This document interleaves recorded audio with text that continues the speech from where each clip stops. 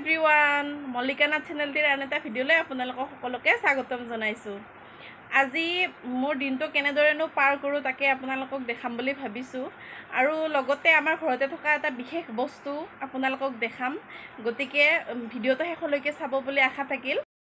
আজি এখন চাদৰৰ দহি বটি আছোঁ। এই চাদৰখন মই নিজে বোৱা হয়।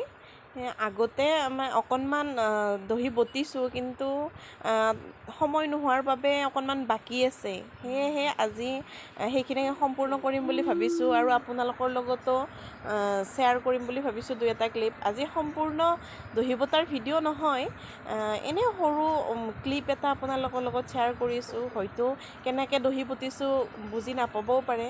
পিছলৈ যদি আপোনালোকে বিচাৰে তেনেহ'লে মই দহি বটাৰ সম্পূৰ্ণ ভিডিঅ' এটা লৈ আহিবৰ কাৰণে চেষ্টা কৰিম।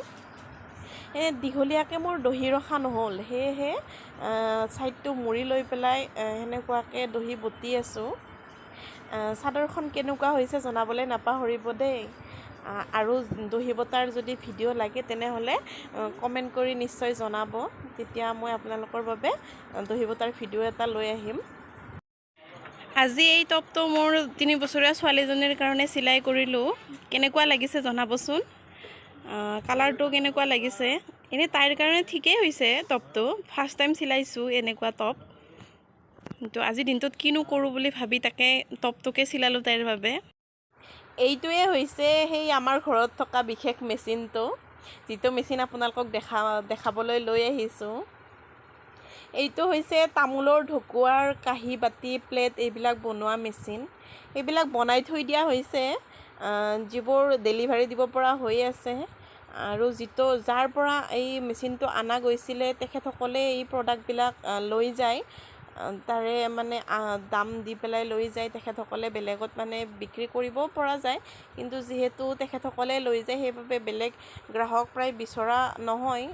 2-1ঘৰে কেতিয়াবা লৈ যায়, কিন্তু বেছি এনেকুৱাকৈ কোম্পানীকে দিয়া হয়। আৰু মেচিনটো মাৰি দেখাব নোৱাৰিলোঁ, কাৰণ আজি কাৰেণ্টটো নাই। সেইবাবে পিছত কেতিয়াবা চলাই দেখুৱাবলৈ চেষ্টা কৰিম।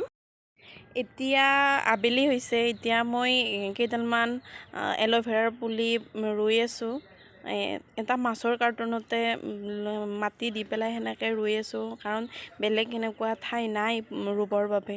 সেইবাবে এনেকৈ ৰুই আছোঁ। আৰু পুলিবিলাক বহুত হৈ গৈছে, এতিয়া আৰু নুৰুলে ইয়াৰ পৰা পোখা নিদিব, সেইবাবে ৰুই আছোঁ।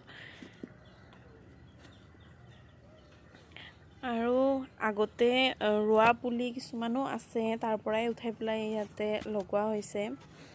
আৰু ইয়াতে 13ডালমান প্ৰায় ৰোৱা গৈছে।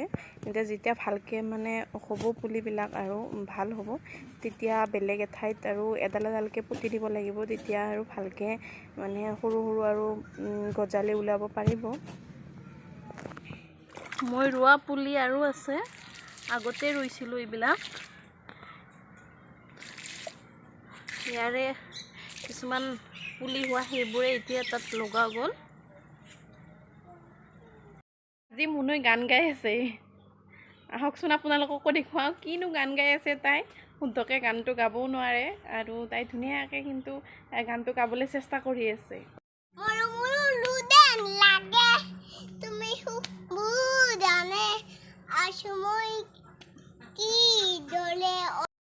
মোৰ ভিডিঅ'টো শেষলৈকে চোৱাৰ বাবে সকলোকে ধন্যবাদ জনাইছোঁ। যদি মোৰ ভিডিঅ'টো চাই ভাল পালে তেনেহ'লে লাইক, কমেণ্ট আৰু ছাবস্ক্ৰাইব কৰি দিব চেনেলটো। আৰু পিছত লগ পাম আকৌ এটা নতুন ভিডিঅ'ৰ সৈতে। Bye bye.